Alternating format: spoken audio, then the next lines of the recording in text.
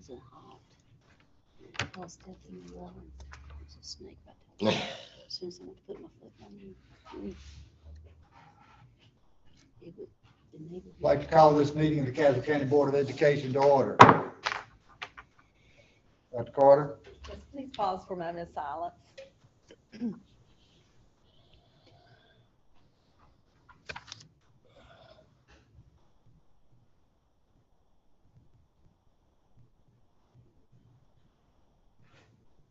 Thank you. Please stand for the Pledge of Allegiance.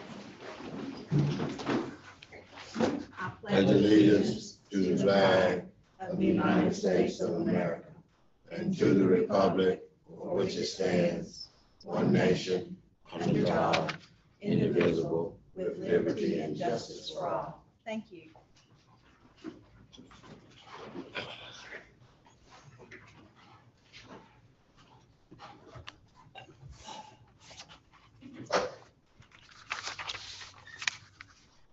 Okay, we have the minutes to approve from the July 18th meeting. Do I have a motion? So moved. Ms. Garland makes a motion to approve the board minutes of July 18th, 2022. Is there a second? Ms. Begley seconds the motion. Is there any discussion or comments? All in favor, indicate by raising your hand. Opposed, the same. Carries unanimously. Approval of the agenda, Dr. Carter. Recommend approval as presented. Heard the superintendent's recommendation. Is there a motion? I'll make a motion. Ms. Stanley makes a motion.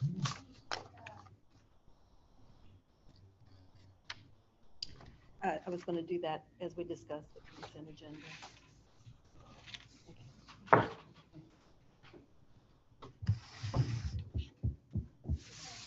Ms. Stanley has made the motion. Is there a second?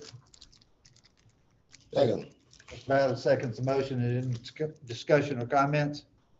All in favor indicate by raising your hand. Opposed, the same. Motion carries unanimously. Announcements, Dr. Carter. I just wanted to share once again that we have open house for our students and parents at our schools on August the 24th. Our elementary schools will hold open house from 4 to 7. And then on August 25th, our middle school and high school will hold open house from 4 until 7. And the high school freshman orientation will be on August the 18th from 9 to 11 and then 3 to 5. They push back the date at for the latter one for 3 to 5 so that we can have a little bit more opportunity for afternoon or late evening parents to come in. And then our first day for students is Monday, August the 29th. So we're looking forward to the first day of school, and our principals and our staff are working diligently to make sure that we have everything in place. And we have certainly safe schools, and we're looking forward to sharing that information with our parents at open house as well. Okay.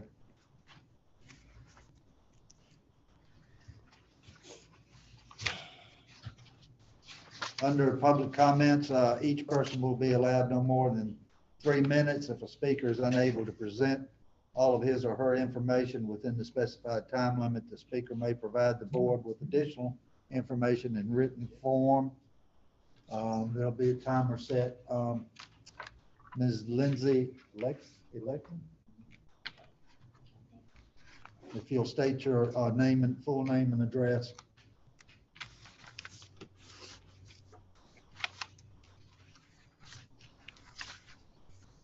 My name is Lindsay Ellickson. I live in Milton, North Carolina. I'm here today to speak in regards to the Civic Center and Got a Dance here in the county. I've danced in the Civic Center since I was 3 years old. When I was a young dancer, I had dreams to one day own my own show in the Civic Center. 15 years ago, that dream became a reality when I opened my business here in Caswell County. I actually didn't start my dance studio journey here. After living in Caswell County my whole life, I moved to Asheboro and opened a dance studio in that area. I had two main reasons to relocate my business to Caswell County. One, I wanted to do what I love in my hometown with the people that I grew up with. And two, I wanted my shows to be held in the Civic Center. I started my years at the Civic Center with rentals just above $2,000. The rental fees were very affordable for the 5 days we need to rent. By 2019, I was up to $3,800 to rent. We didn't profit from our shows that year. We finished our season out in the negative. For our 2020 shows, I was quoted $5,000 to rent the Civic Center. As much as we hated to leave it, we could no longer afford it. For the last 2 years, we had to travel out of the county and perform our shows in Person County. The cost to rent the Kirby Theater is about $2,000 for the 5 days that we need it. It's a wonderful venue, but it isn't home. We require affordable rent, but in only being able to acquire that out of the county, we lose customers due to the burden of traveling during our show week, and I want to change that. We used to bring in a lot of traffic for our shows when they were at the Civic Center. Not only audience members, but I held a lobby full of small business vendors that were able to sell their products to the people attending. Our program books were full of advertisements from local businesses. The local restaurants were full of our customers from after our shows. We miss everything about being able to have our shows in the town our business resides in. Gotta Dance is a part of our local arch, which is important to our county. We are an educated, creative organization with a passion for children and performance. We need our local theater. The Civic Center belongs to the taxpayers in the county, and its use should be promoted by affordability. The Civic Center should be utilized for its intended purpose by local businesses like mine, and it's barely being utilized at all. We are lucky to have such a wonderful theater in our county, but it can't serve us if we can't afford to use it. We have to book a venue this month in order to secure our dates for our next shows. Please help us to return to the Civic Center. It's a place that we need, a place that we love, and a place that we call home. Thank you. Thank you.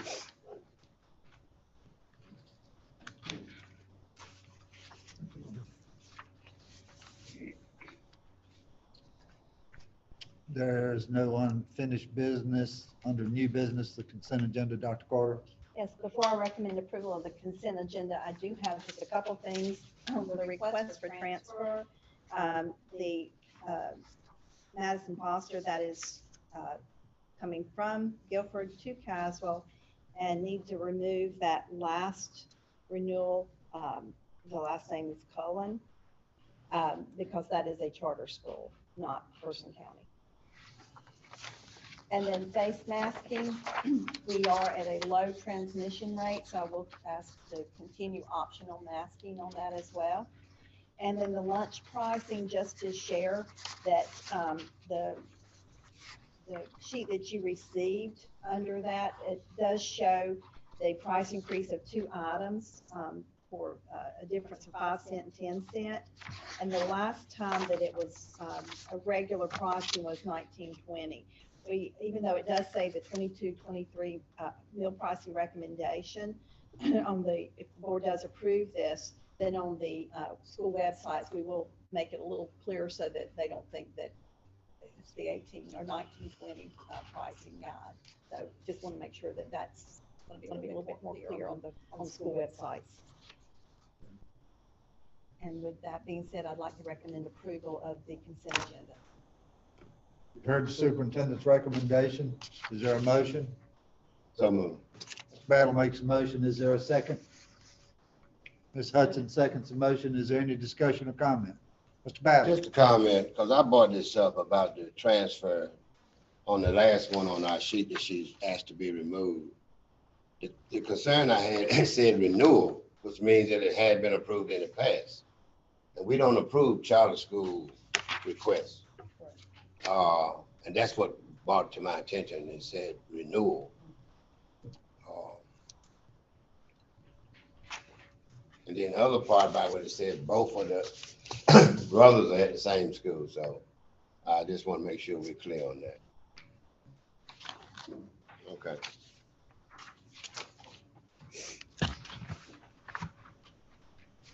Any other comments or questions? If not, all in favor indicate by raising your hand. Opposed, the same. Motion carries unanimously. Dr. Carter? Yes, the next one is brought up. Mr. Battle is the one who asked to put this on the agenda for the North Carolina School Board Association video subscription. And I think it's a wonderful idea because it's a year-long subscription fee so that you have unlimited access. And I think it's a very good idea. And so I would like to recommend approval of that subscription service from the North Carolina School Board Association. It is $1,500 for that subscription for 1 school year. Heard the superintendent's recommendation. Is there a motion? So moved. Mr. Battle makes a motion. Is there a second? Ms. Blackwell seconds the motion. Is there any discussion or comments? All in favor indicate by raising your hand. Opposed, the same. Motion carries unanimously.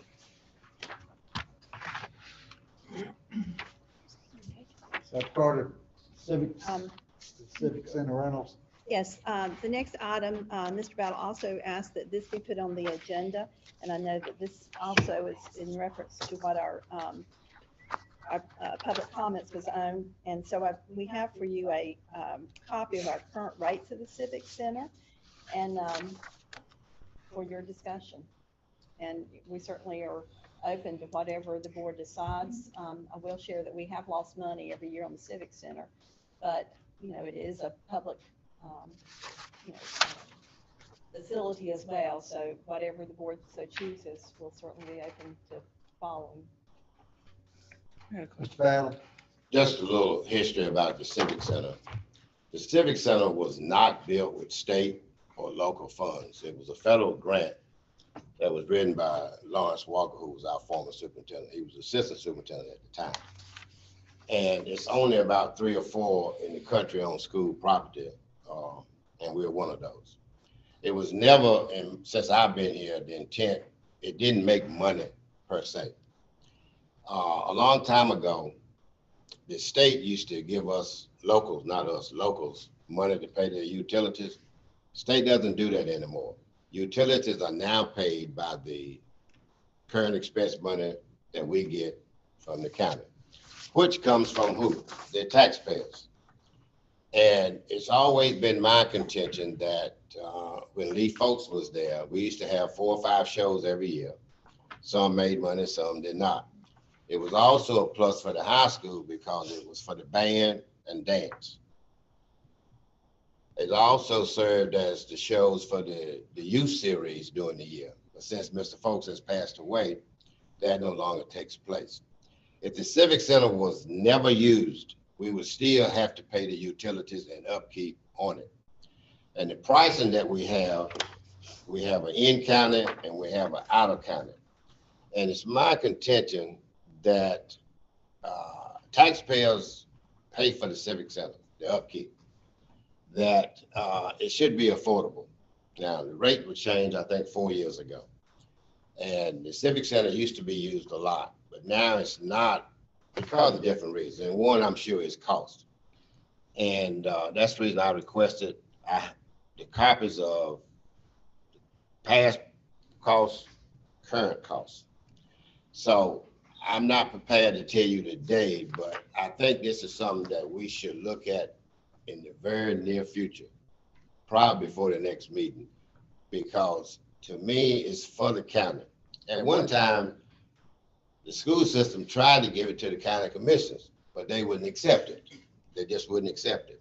So they said, well, we give you the money to pay the utilities, so you keep it. So I just hope we take a look at that, and probably for the next week, I can share you information more about what I would suggest that the cost be. Because to me, it should be affordable for the citizens of Caswell County. Because actually, they pay for it, or we pay for it. Stanley. And to piggyback off of what you're saying, I agree. And as a dance mom one time who had to pay the fees that she was talking about and the fees that we did pay, I didn't think that to rent the Civic Center, it should have been a profit for the profit organizations. I think it should be in what the parents pay for the fees. But then I was wondering about what you were saying about how we take care of it, and everything's gone up this day and time. So it's not like the Civic Center is the only thing that the prices have went up on. Ms. Hudson? Well, when I was reading through this, we think about the band moving into a different location. We think about dance moving into a different location.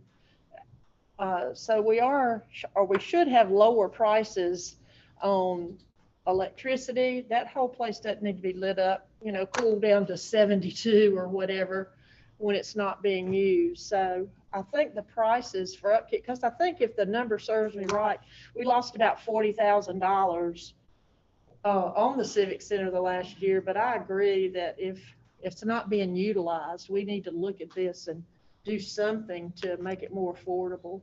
I agree with that. Ms. Garland? In addition to that, when we look at, can we look at neighboring counties and other places too, to make sure that we are comparable and competitive as well? Mr. Mayor? What I'd like to do is I will, at the end of this meeting, I will share some information with Dr. Carter and with the board and to take a look at it. And hopefully we can come to some resolution.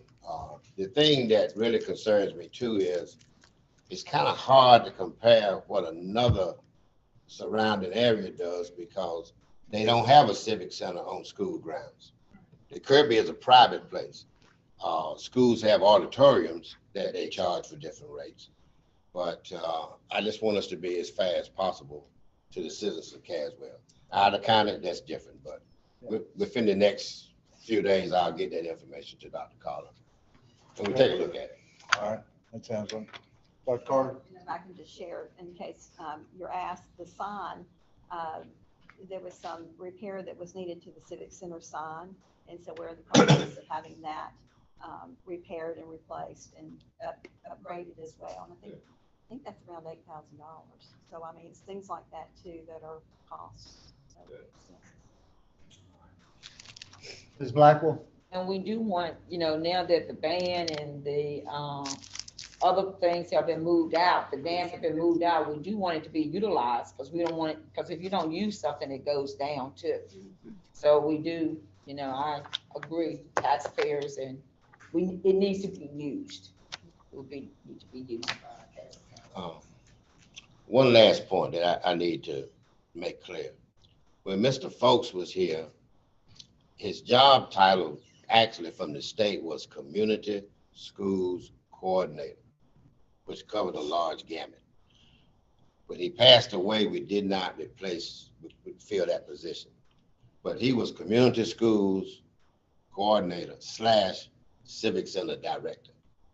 And since his passing, we did not fill that position. That's why we don't have any groups coming in on the youth series. And that may be something we need to take a look at. Yeah. And believe it or not, people, the group Alabama played in Caswell County Civic Center Right. when they first started. So there's a lot of history there. And we've had a lot of good entertainment. And people from the surrounding area supported it more so than the citizens of Caswell. So Fantastic show. right, something we need to take a look at. Okay. All right, well, look forward to getting that information, Mr. Battle. We can take a look at this and decide what we're gonna do. Dr. Carter? the resolutions. Resolutions. Okay, Ms. Garland? I have several resolutions, one for Novella Grace Holloway, Ada Mildred Kendrick, and for Ruben Nathaniel Lauderman. Resolution in memorial and appreciation of the life of Novella Grace Holloway, whereas Novella Grace Holloway was born on October 26, 1942, and resided at 697 Pally Wallerton Road, Yanceyville, North Carolina, 27379 at the time of her death on July the 14th, 2022. And whereas Novella Holloway was a faithful and loving wife, mother, grandmother, great-grandmother, sister, and friend, and her family's welfare was a major and constant concern. And whereas Novella Holloway was a member of New Zion Missionary Baptist Church in Milton, North Carolina, and whereas Novella Holloway was employed by the Caswell County Public School System prior to her retirement.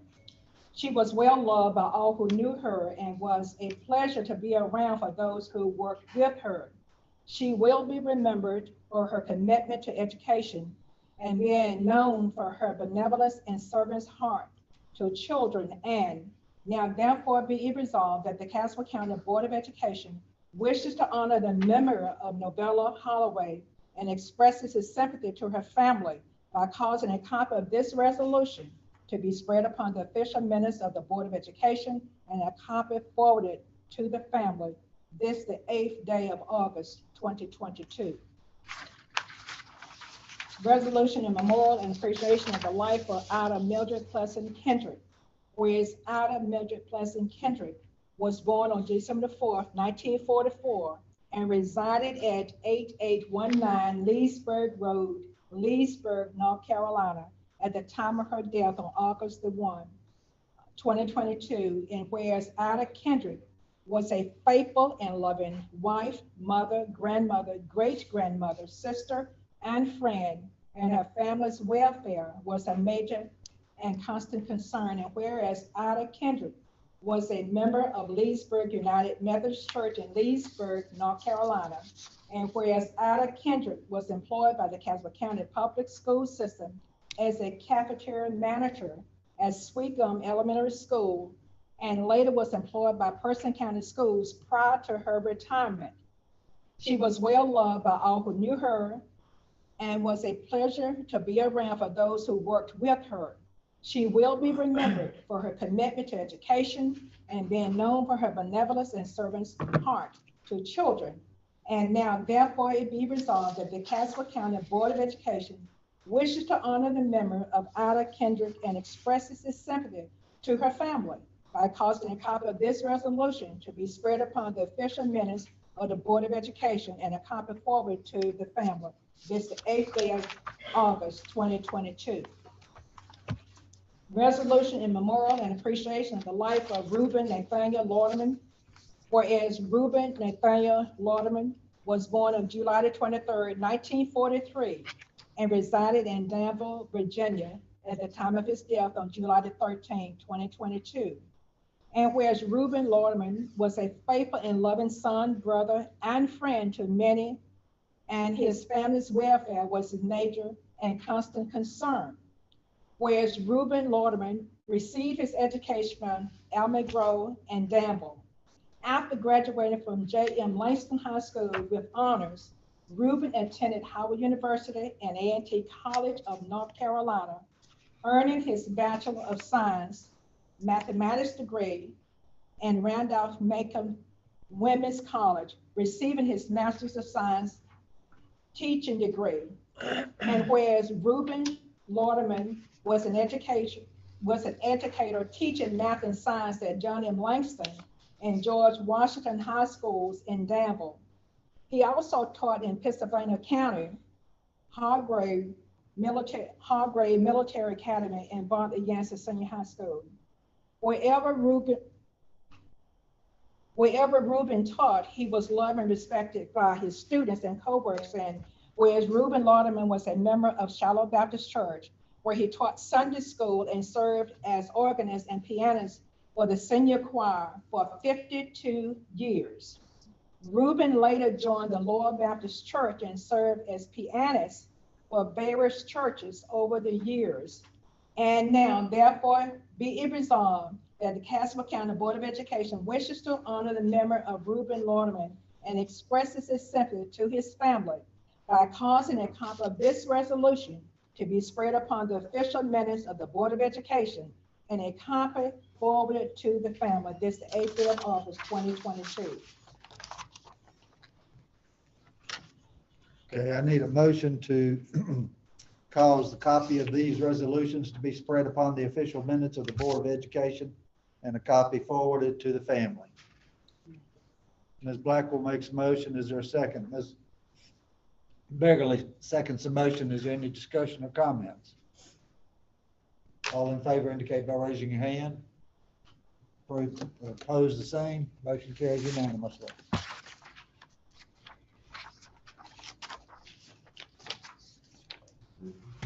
Dr. Carter, timeline. Yes, the next item is a request from Ms. Stanley to be put on the agenda. And so with that, I'd like to turn over to Ms. Stanley. I think we need our schools to implement a timeline of when they need to get information out. Last Sunday night, we got a call saying that volleyball and soccer tryouts started Monday morning. That was the first time we heard anything. Then last night, we got a call and an email saying that if your children are going to PCC this year, they have to do a virtual orientation this morning at 8 o'clock. I just think that that is ridiculous. We need a time, parents need to be told prior to the day before. I just, I heard that no one showed up for volleyball to try out because of lack of communication being right there at the day before, and I don't know about soccer. But I just think that our schools need to implement a timeline on when to get information out. Yeah.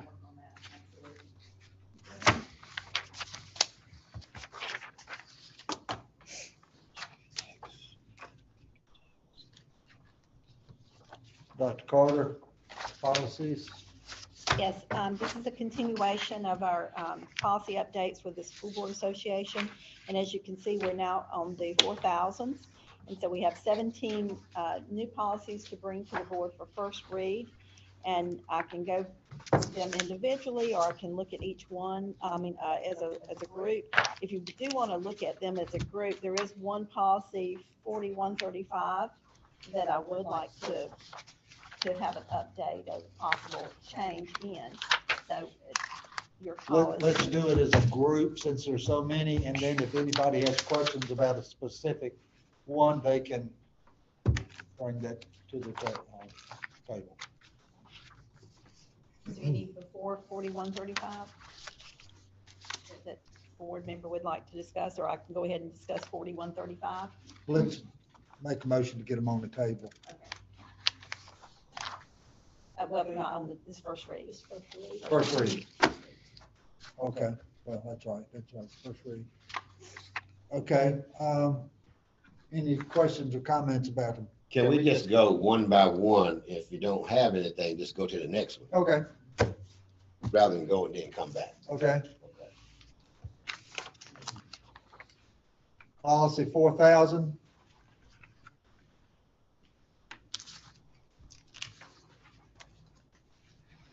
Policy 4001.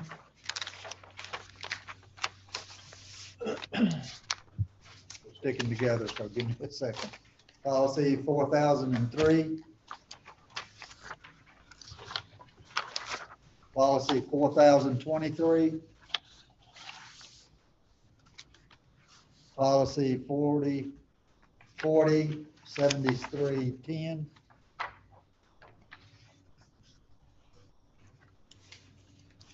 Policy 4050.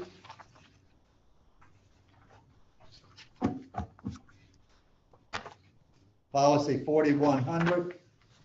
I got a question. Ballot. It's very clear and always has been clear how old a child must be to enter school. In A, the part that concerns me is number 2. Having been a principal, there could be a day past 2 days or 3 days. And being so close like to Danville, well, their rule is different than ours. Kid goes to school in Danville, enroll, stays a little while, then comes back to Caswell. And the way number 2 reads, they can do that. To me, it's circumventing the policy, per se. You follow what I'm saying, Dr. Carter? I think so, when you're talking about, They don't meet the eligibility age for North Carolina. He's talking about somebody in Caswell County taking their child to Danville. He ain't coming back. In a grade. Right. That's not right. Parents start them in Danville Right. early, Mhm. and just so they can get them in Caswell County schools, bring them back to Caswell in kindergarten. Right. I don't know how much of that is done, but that's the loophole in that policy. We Well, have to check the legality of it, Right. if we could. But what it says is they've been in school, you see. So when they come here, you can enroll them. That's what number 2 says. Number 2 also says resided in another state. Well, they can live over there. That's what I'm saying. I mean, if a family moves, What, it's still circumventing the age limit. That's what I'm saying. Because there used to be a time like in athletics, there was always a 15-day where Virginia had the upper hand on North Carolina. And this is the same thing about the August 31st. Nothing magic about August 31st, but that is the law for the state of North Carolina. And perhaps that would be something that you could, in your transfer request, if Yeah. it's a transfer request, Yeah. deny or.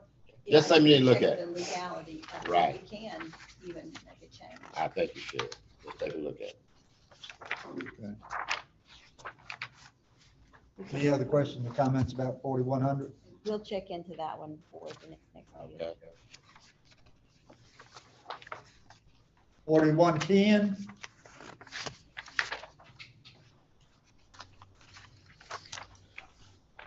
4115. Yeah. Mr. Battle? Second paragraph. In accordance with state law, the student's parent or guardian must provide a statement under oath before a notary. For example, when I was at the high school, if a child came in, that was one of the things that we always asked. Are you under suspension from another school, expelled, etc.? And back then, that was not in there about a statement from a notary. Statement from a notary is okay, but is it true? You see, because I used to always call the school system that the child was coming from, because it happens all the time. They get suspended at GW and down, they want to come over here, or they just suspended at Eastern Alamance, they want to come over here. So that simple telephone call will solve a whole lot to make sure before you enroll that child. Yeah, because they'll do it, those that are expelled for the rest of the year. There you go. You know, I have to be aware of that. And I don't want to box us in and say, parents say, well, I got this from a notary that says we're okay. You know, that doesn't mean that much to me. So I think that's something we need to take a look at. I agree with that. I do know that our schools do follow up with the schools. Yeah, but that's very good. It probably needs to be in here as well. Right. Because if you enroll that child, and as soon as you send for the records, you don't know how long you're going to get them. But if you call right then, you can solve a whole lot of headaches with that. We don't want to, I'm sorry, Yes, we sir. don't want to enroll someone else's issues. Correct. And also, at the elementary level, there's a grade level question sometimes. Correct. And if you call the school, you'll know what grade that student was in there.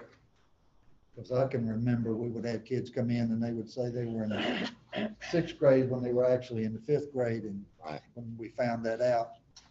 So before you do that, Good. And by the time you get the records, you got to change everything. absolutely. Okay. Okay, any other questions or comments? 4120. Mr. Battle? Just a comment, we talked about this before, we don't have NJROTC, but it's in here. And we don't have it On page 5. on page, the last, what's page 5? Mhm. Okay. Yeah. Under E. And it could say, Dr. Carl, just say, if we have this program, because we could Yeah. get it back, you see. That's true. I thought it was a good program, but we don't have it. Ms. Hudson?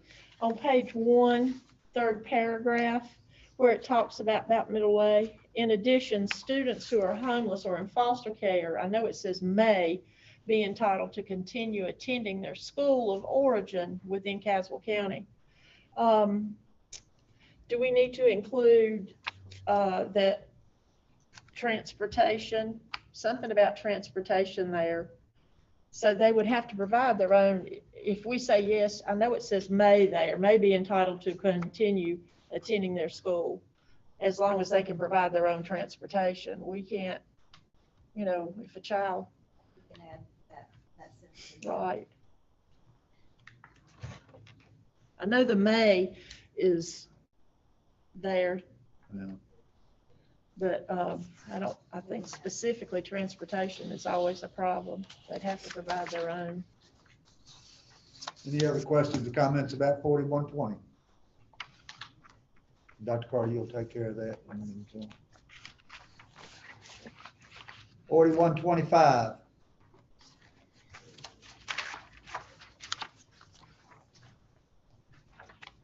$4130. Yeah, I got one. Ms. Battle. 4130 on page 2, under B. It says a child of a permanent full-time employee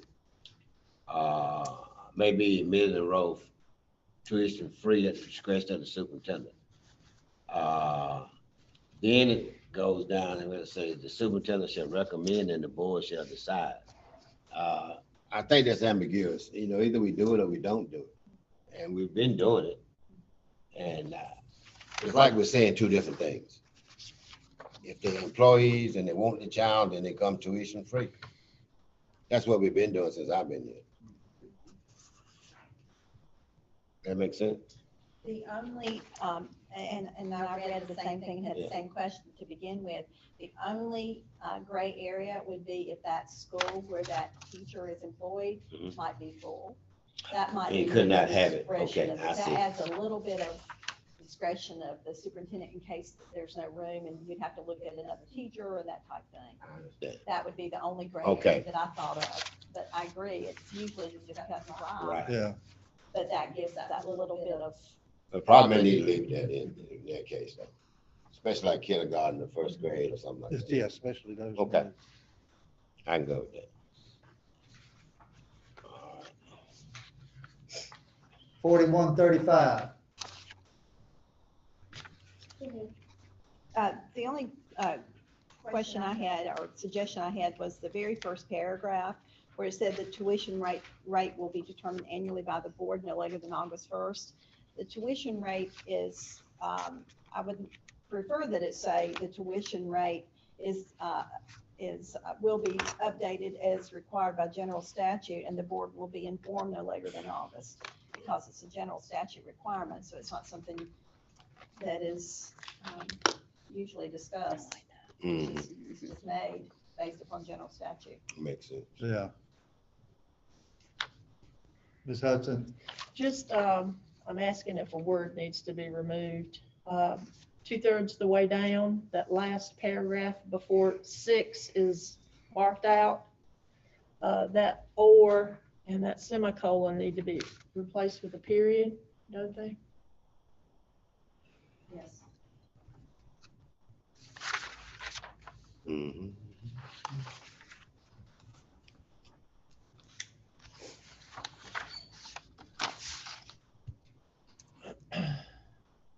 Okay, any other questions about 4135?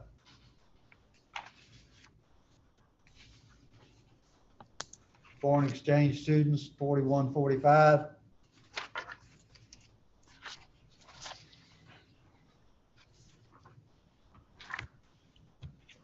School assignment, 4150. Ms. Hudson. Under number 1, I'm reading my scribble. I think it repeats itself. The same thing is written there. I should have highlighted better.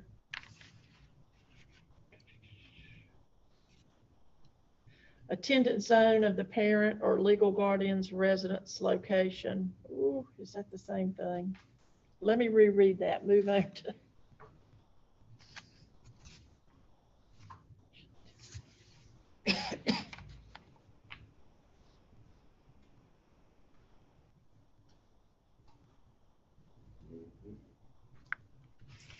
Is that saying the same thing in the beginning and the end of the? Just look at that, Dr. Carter, and see if it's repetitive, please.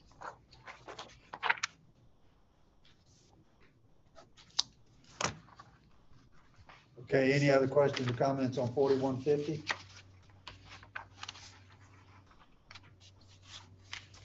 Unsafe school choice transfer, 4152.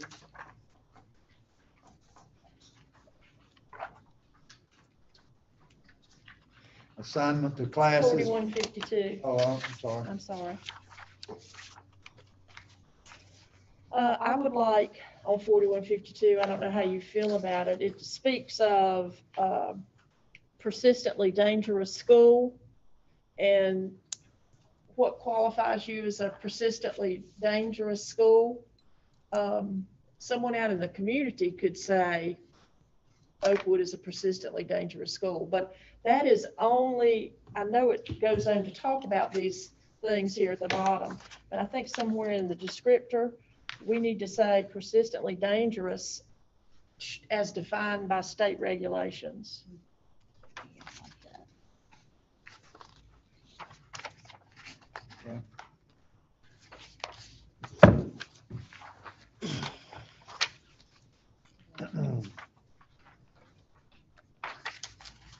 Assignment to classes, 4155.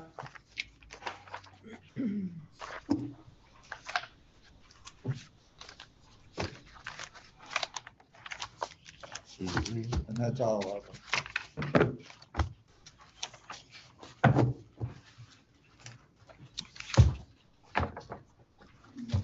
I'd like to recommend that these be placed on the table for first read. You've heard the superintendent's recommendation. Is there a motion? Ms. Begley makes a motion. Is there a second? Ms. Hudson seconds the motion. Is there any discussion? Comments? All in favor indicate by raising your hand. Opposed, the same. Motion carries unanimously.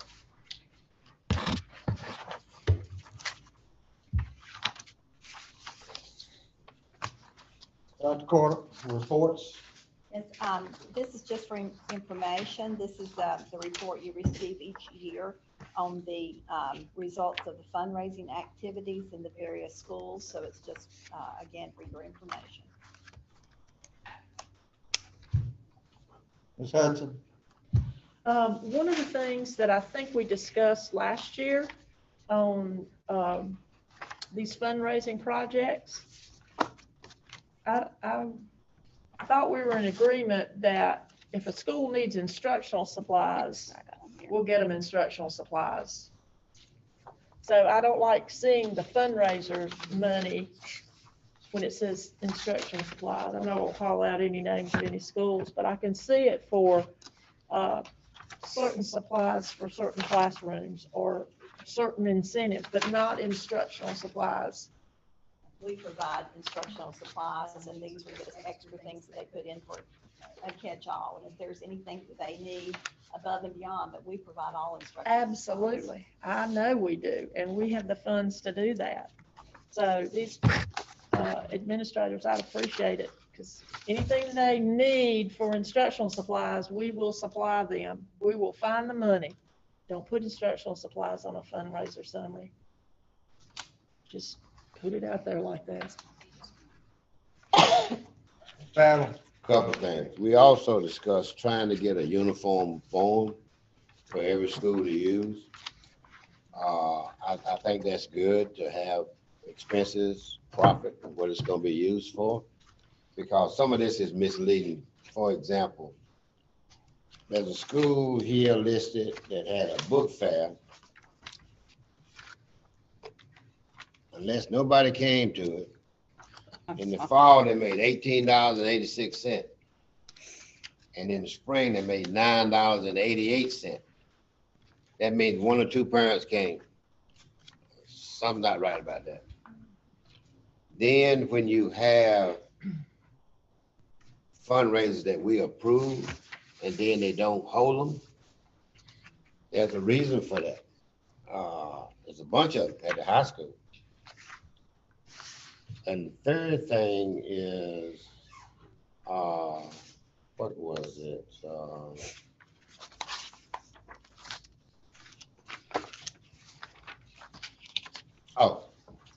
Dr. Carter, also as board members, we have a policy that Booster Club is supposed to give us a report of what they did during the school year. We have not gotten that yet. And they need to be reminded of that. But I hope we can get to a point when you talk to principals to get a uniform thing, and it makes it easier for us. All right, and Ms. Begley. Mine's also on the Booster Club on 1, 2, 3, 4, fifth one down. I would like to know if they actually purchased any of that. which is for the public, it says jerseys and helmets.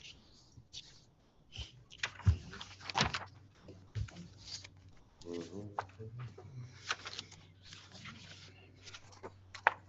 sorry. I have a headache.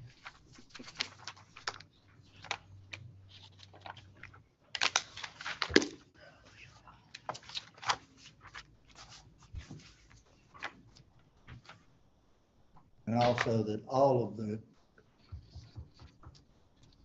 fundraising activities, because I noticed that pictures were not listed for high school. And I think they did have pictures taken for the yearbook and that kind of thing. So we need to be sure that the schools are letting us know all of their activities. Mhm.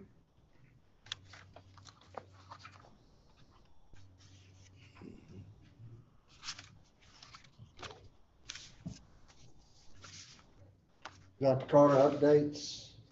Yes, I shared information with you and I have a copy to share as well. And also Ms. Jones is here to provide additional information on Elevate K-12, and I have a handout to, I'll just pass these. Okay. And here's a copy of the email that I sent to you that explains it.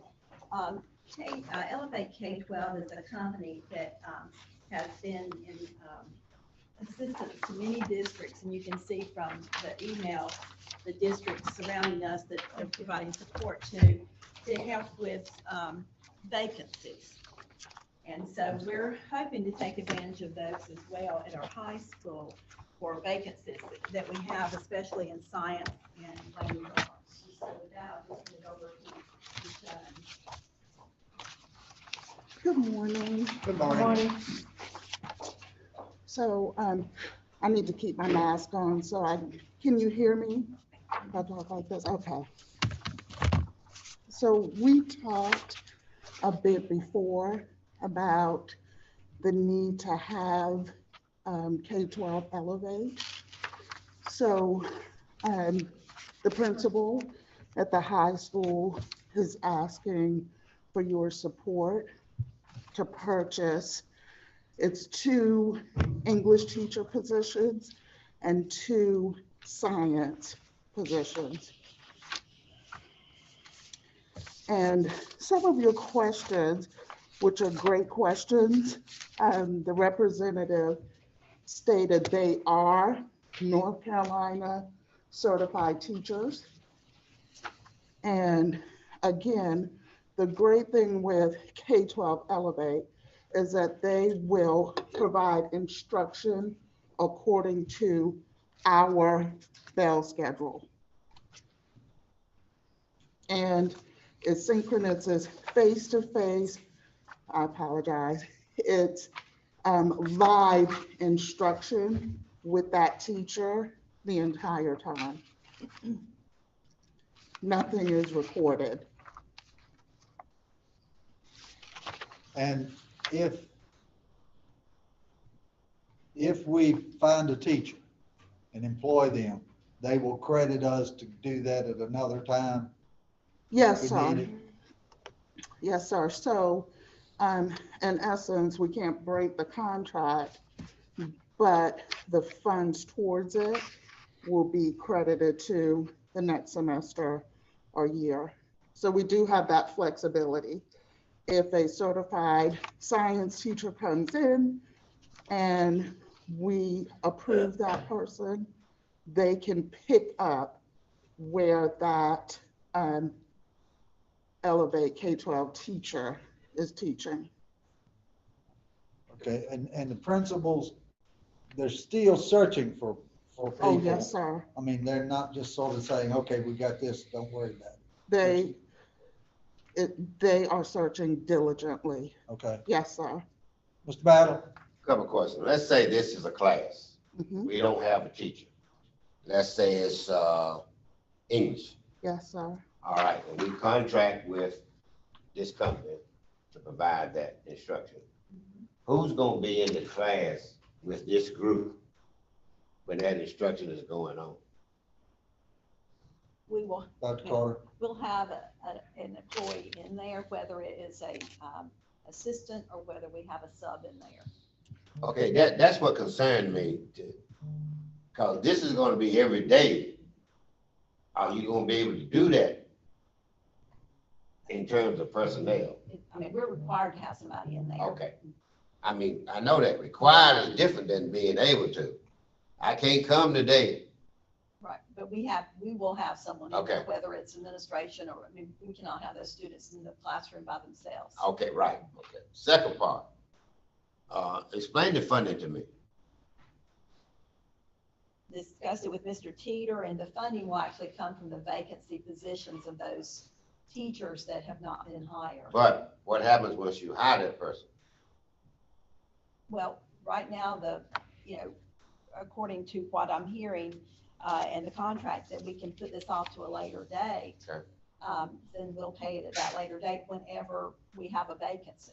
Okay. So at some point, we're gonna have the vacancy funding to pay them whenever we utilize them. Money's already allotted for that slot. Correct. Okay. Ms. Hudson? So we'll be able to pay this fee out of state, Probably Teacher. low wealth funds. so it won't be the state teacher fund. Well, we have many teachers that are paid from low wealth, so it would just be moving around so that we can utilize low wealth. Ms. Begley? So who would be responsible for grading, putting the grades in Powell School for parents and all that? Who would That teacher, that, the current teacher, not and any the support. sub or whoever's in the class? Ms. Garland? That was pretty much what I was gonna ask, and what Ms. Begler asked, when we contract this teacher, they have to work with the principal in the school with their scheduling. And they will be responsible for the grading, the lessons, the attendance, and whatever else is needed of that instructor. Yes, ma'am. I would imagine the attendance will be handled by the person who is in the classroom. And don't they still use the sheets to send to the office? Well, it would be both, in essence, like with our North Carolina public school. We have that person who also supports the virtual teacher. But the great thing is, nothing is recorded, and you have a certified teacher there who is working towards the actual bell. And that's the beauty of that. Ms. Bagley? I went online and looked up that company, so for the public, that would be something, it was very good. You could look at different videos, and it answered a lot of questions that I had for today. Oh, So it thank you was- for sharing that. Ms. Blackwell? So I know we need 2 English, 2 science. So I see that we have 90 minutes, 5 days a week. Is that 21,300 per class, or am I reading it wrong? What is it per class? 21,300. What's the total amount it would be for us for those 4 classes? Yeah, we pay by the block. So it says 5 days a week, 90 minutes, 21,300. So would that be 4 times the 21,300? I'm not exactly sure about All of them. all together. I think, Mr. Teeter, you had calculated, I think that's, yeah, it was actually less than what the 2.5 teachers would cost, I believe. So what is the amount, Mr. Taylor? Is he here? So it would be, so based on what you're seeing on that sheet, it looked like it was 85,200 for the one teacher, right? If you're covering that one content. So for example, one science teacher would be 85,200. Unless I've misread the information. For the year. For one teacher. 85,000. 85,000 for the one teacher? So if they're covering for the full year. Is that for 2 classes? This is for 10 periods at 90 minutes per period, so it's 123,000. Okay.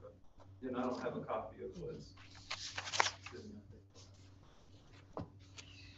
So for 4 classes, that's what the cost will be. That's what I'm trying to get at. That is our 100 and- understanding. 123,000. It's, for 10 periods and 90 minutes, whatever, because the reason they're going by periods and 90 minutes is because it may not be a full teacher all day long for science or whatever. They're going by periods and how many minutes. So that's what the charge for 10 periods of 90 minutes each period costs, 123,000. And that's what we're contracting with them right now by periods. Because we may have an English teacher that we only need 2 periods. And so it just depends on how many blocks we have and how long how many blocks we need. So right now, it's not by teachers, it's by periods that we're purchasing. Ms. Hudson, This is not perfect, I don't think. It's not the solve all. I would much rather have a teacher in the classroom. We all know that. But if we cannot find a teacher, this is 1,000 times better than having a substitute that's not trained. So they've got us on price, but I don't see us having an option, in my opinion. I mean, we've got to get someone that can instruct and knows the subject matter and. right, and we don't have teachers doubling down and Right, taking additional right. classes. Dr. Carter. And even though I know the board's aware because we sent it in the email, but just so you'll know that we've contacted other districts nearby that have utilized this and they're very positive. Chapel Hill, Carrboro, Durham, Person County, Lee County, they were contacted and they all spoke favorably and very highly of the teachers and the learning experiences for the students. I would just like to suggest that whoever the subs are, they be the strong subs. Yes.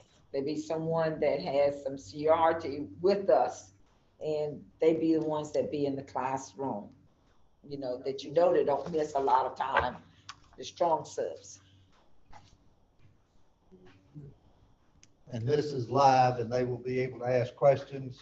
Absolutely, and that's another bonus to it because the asking questions at instant formative assessment can occur because there aren't any recorded sessions. Did you say there are not any? Correct. I don't like that. It's live. Like the teacher in front of you. Right. And in essence, that's what we want. We want the students to be able to talk just like you and I are, but me being on the screen. Ms. Stanley. With that being said, it's all live, no recording. If a child's at home sick that day, they're gonna be able to log in. Well, I'm And- sure there will be support mechanisms just like that regular certified teacher would. But as far as with other programs, giving 2 days of recorded and then 3 are face-to-face, or I'm sorry, live. This is completely live. Right. So if like, if your student's at home and you want them to listen to the teacher that day, they could, if at home, they could log in from home and listen to and be in that virtual classroom. They could log in from home Yeah. and yes, Okay. good question.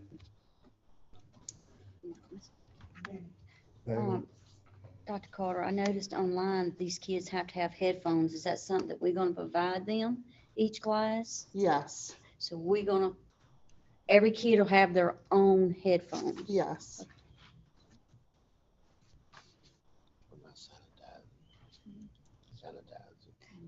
You have your own, I'll have my own. Yeah. It's gonna get kind of expensive. Off of that, can they use their own if they bring, because on all supply lists for the past, I don't know how many years, they've said to get headphones or earbuds for the Oh, Chromebooks. They can use their own. Absolutely. Will we record any of these sessions? I don't think that that's part of the agreement that we record them. I mean, we That's can ask them, but that's, you know, the intent was to be live, just like a regular teacher, and then the support there and and the student can log in. And I think we need to ask them because some students who are out may not be able to log in. And, you know, they will just completely miss it, but somebody's gonna have to help them out there for those sessions that they do miss. And I'll ask that question. Yes, sir. Okay. Ms. Blackwell? She brought up that about the headphones, I guess for, you know, health reason and all of that, it would be good that someone checks those and sanitize them at the end. I guess that would be the sub because of, how does that work? How would that? They would have their own personal one, whether it's provided by us or they bring it, and then I would imagine put it in a baggie with their name Yes. on it, so. Okay, it's only utilized so it by won't that be any particular sharing student. of it? No, ma'am, they're not recycling. Mhm.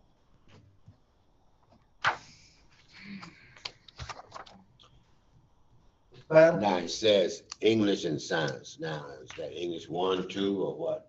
It's English 11 and 11. English 12. And what about the science? The science is earth science and human anatomy. Human anatomy, is that an elective? What was your question, Mr. Battle? Human anatomy, is What that an classes? elective? No, that should be a course. Yeah, physical science I know and physical. human Okay, and human anatomy. all right. Very good. Any other questions or comments? Dr. Carter? I'd like to recommend the approval of the contract with Elevate K-12 for $123,000 for the 22-23 school year. And that covers all of the teachers that vacancies that we have at the high school. No, It just fills these particular ones in science. English and language arts. science, okay. You've heard the superintendent's recommendation, do I have a motion? Ms. Blackwell makes a motion, is there a second? Ms. Garland seconds the motion, is there any discussion or comment? All in favor indicate by raising your hand. Opposed, the same. Motion carries unanimously. thank you very much.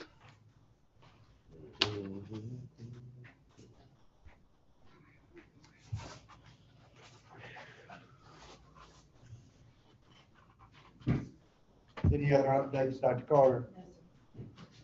Board member observations? Anybody? Ms. Blackwell? I have a question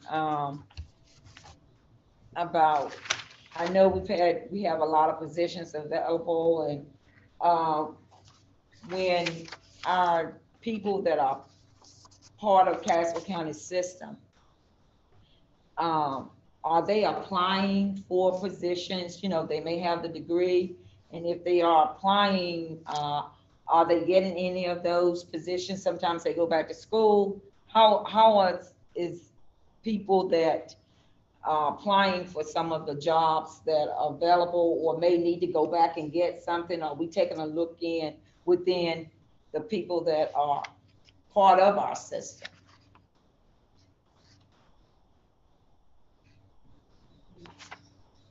Closed session, I can give you some examples, but, I mean, we have some that apply and some that have received jobs. I mean, I don't think there's any. We've said in the past that we need to consider local folks. Yeah, that's what I'm saying. Local people that's already hired, that, you know, sometimes may need to go back and get something. Are we encouraging them? How is that? What's happening with that? Because we have so many vacancies that, they, you know, we may need to retake a look at some of their applications to encourage within, promoting within. We have quite a few that apply for improvement within the district, and we certainly look at those, and many times they're selected. Again, we look for the best candidate for the students. And if we have someone who is overwhelmingly a better candidate, we're going to choose the person that's best for the students. But if they're on a level playing field, we're certainly going to go with the internal applicant by all means. Any other board member observations?